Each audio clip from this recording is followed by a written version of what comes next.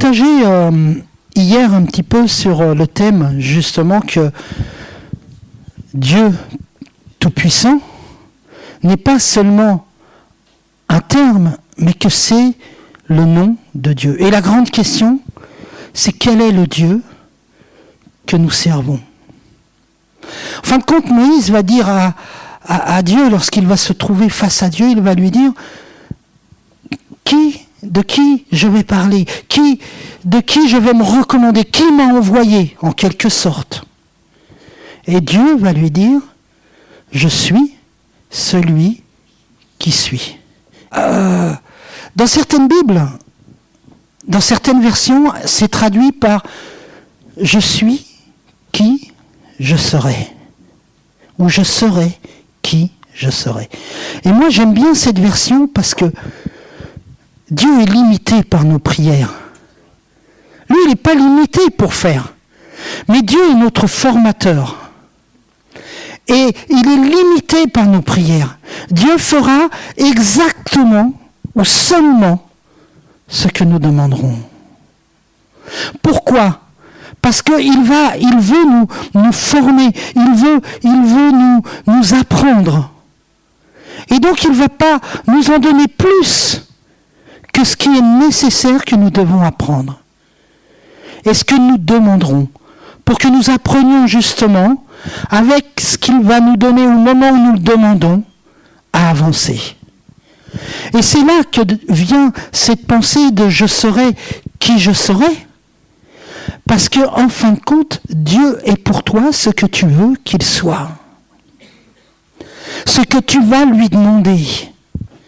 Est-ce que tu veux qu'il soit seulement ce Dieu, comme j'ai dit hier, qui te donne un peu de puissance pour accomplir des choses, spirituelles ou autres, ou est-ce que tu veux qu'il soit le Tout-Puissant dans ta vie ?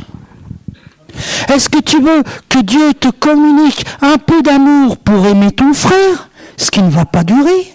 Parce qu'à un moment ou l'autre, ton frère pourra avoir un geste ou une parole qui va t'agacer. Pas vous, mais par contre, est-ce que tu veux que Dieu soit amour en toi ? Est-ce qu'il va prendre cette place en toi pour être ça ? Non pas un qualificatif ou un adjectif ou un sentiment, mais réellement cette personne toute puissante qui habite en toi. Pas seulement un peu de sa puissance. Dieu vient habiter en moi comme le Tout-Puissant. Dieu vient habiter en moi comme le Dieu d'amour. Ne me donne pas un peu d'amour pour mon frère. Habite en moi comme le Dieu d'amour. Et souvent, nous nous plantons dans nos prières à demander des choses qui ne sont pas nécessaires. Et parce que nous croyons avoir reçu la chose, on va essayer avec notre chair, parce que nous avons lu dans la Bible qu'il est dit aimez vos frères, aimez-vous les uns les autres comme je vous ai aimé, etc. On va essayer d'aimer tout le monde avec notre chair. Ah, je vous aime, je vous aime.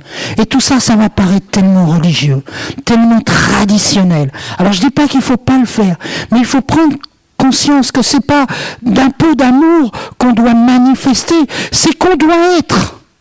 Et c'est la différence entre avoir et être. On doit être amour. On doit, voilà. Et pour être amour, pour être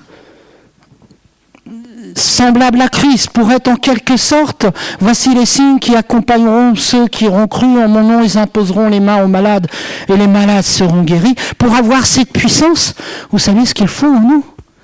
C'est la personne de Jésus-Christ. C'est faire grandir cette personne en nous. Pas réclamer cette puissance pour réclamer les malades, c'est recevoir Christ en nous. Et à partir de ce moment-là, c'est très libérateur, parce qu'on n'a plus à faire avec nos forces. On n'a plus à faire avec nos habitudes, notre chose. On va laisser Christ agir en nous. Il faut qu'il grandisse et que je diminue.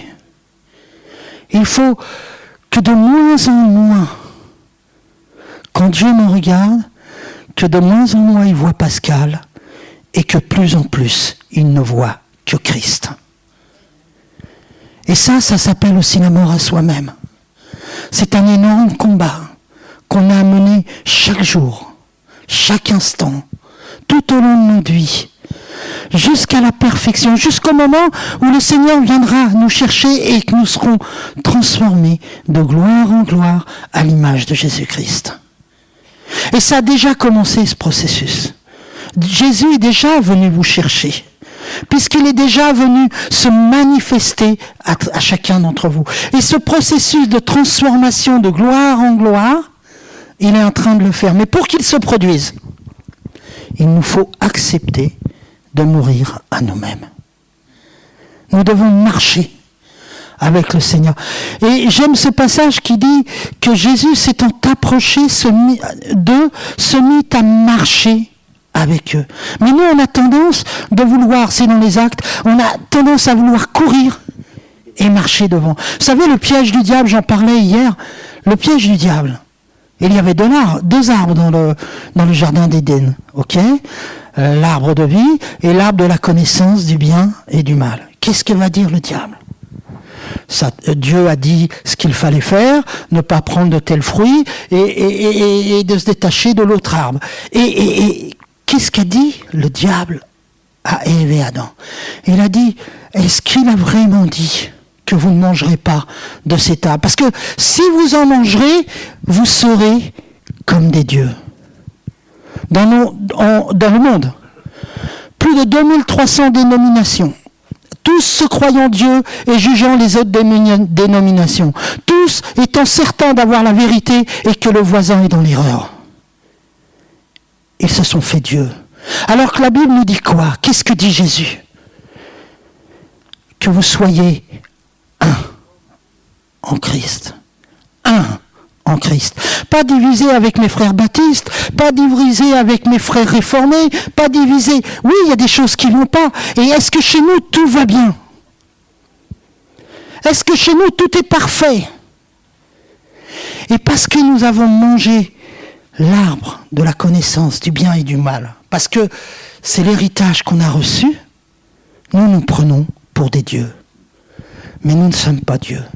Même si la Bible nous dit « vous êtes des petits dieux », nous ne sommes pas dieux. Christ, l'espérance de la gloire.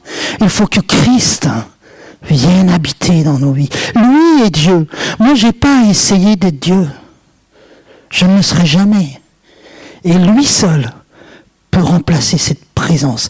Et pour nous, pour notre vie de tous les jours, c'est important non pas de manger de l'arbre de la connaissance du bien et du mal, mais de manger de l'arbre de vie qui est Jésus-Christ. Et chaque jour, on n'a pas besoin d'être mielleux, on n'a pas besoin d'être des super hommes de foi si on ne l'est pas. On n'a pas besoin de tout ça. On a besoin que Christ grandisse en nous. Et moi, plus mes jeunes années sont derrière, plus j'ai envie que Christ grandisse en moi.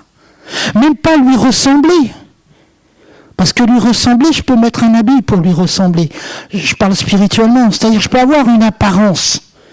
Je veux réellement, puisqu'il dit que je suis le temple, je veux que les pans de sa robe envahissent le temple. Je veux qu'il prenne toute la place. Toute la place.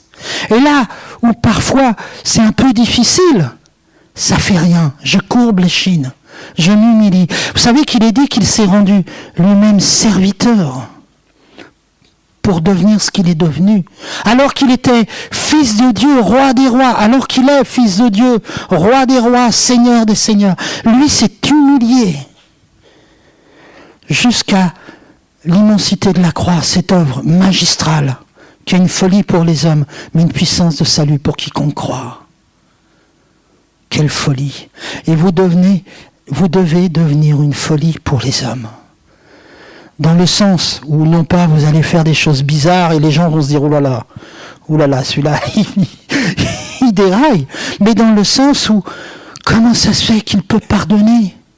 Comment ça se fait qu'il peut supporter ce qu'on lui fait ? Comment ça se fait ?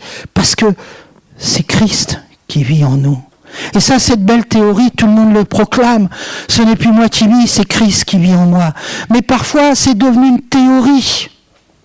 Parfois, c'est devenu un verset biblique qu'on balance comme ça. Mais est-ce que Christ...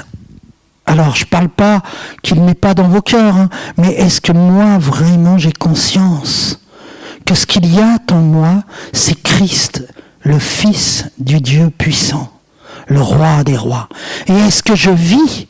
Est-ce que réellement ma vieille nature, est-ce que réellement je suis mort à la croix? Est-ce que j'ai combattu ma chair? Est-ce que je combats ma chair encore chaque jour? J'ai besoin que le vieil homme disparaisse et que cette nouvelle création, ce renouvellement de pensée que Dieu a fait, prenne toute la place en moi. Alors je partirai vers le Seigneur en paix. Mais si j'ai essayé de faire, à travers un habit religieux, à travers une démonstration personnelle avec toutes mes forces, j'ai essayé de ressembler à Jésus, ça ne marchera pas. Ma seule prière, en fin de compte, c'est pas de lui demander de me donner un petit quelque chose, c'est prends tout, Seigneur. Viens prendre toute la place, entièrement dans mon âme, dans mon cœur.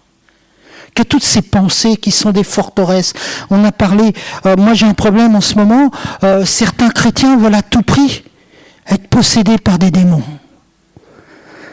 Alors je leur dis, mais qu'est-ce qui habite en toi ? Alors ils me disent, ah oui, moi je crois en Jésus, j'ai donné ma vie à Jésus, je suis baptisé, mais quand je regarde autour de moi, je vois des chrétiens, ils font, mais je dis, alors on va commencer par le premier problème, qu'est-ce que tu appelles chrétien ? C'est le premier problème déjà. Parce que je dois vous avouer une chose, c'est que moi, je considère que être chrétien, c'est quelque chose de bien particulier. C'est quelque chose d'abnégation, c'est quelque chose de consécration, c'est quelque chose qui me pousse à lire ma Bible, c'est quelque chose qui me pousse à prier, c'est quelque chose qui me pousse chaque jour à méditer sur mon comportement et à le remettre en question.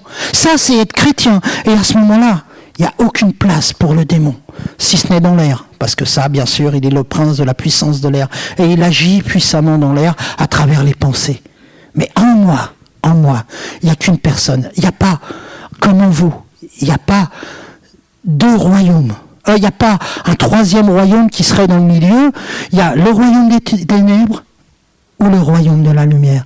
Et nous sommes passés du royaume des ténèbres au royaume de son amour, c'est-à-dire au royaume de la lumière. Il n'y a plus de possibilité en moi. Et j'ai un problème avec ça parce que certains, pour éviter de travailler sur eux-mêmes, vont dire, c'est pas moi qui fais.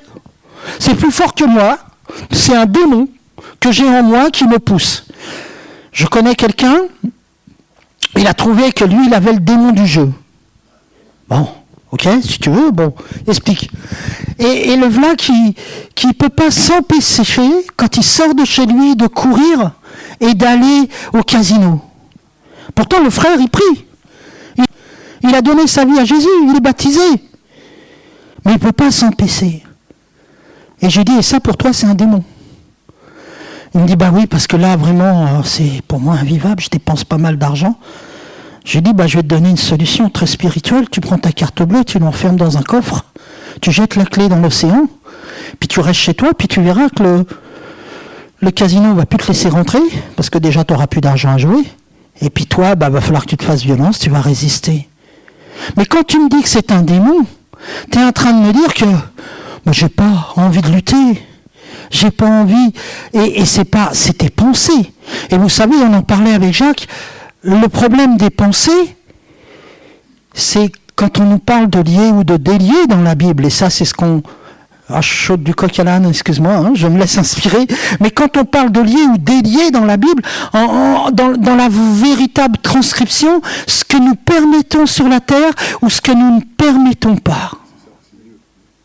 C'est pas lier ou délier des démons qui n'existent pas, c'est permettre. Et bien souvent, ce sont nos pensées.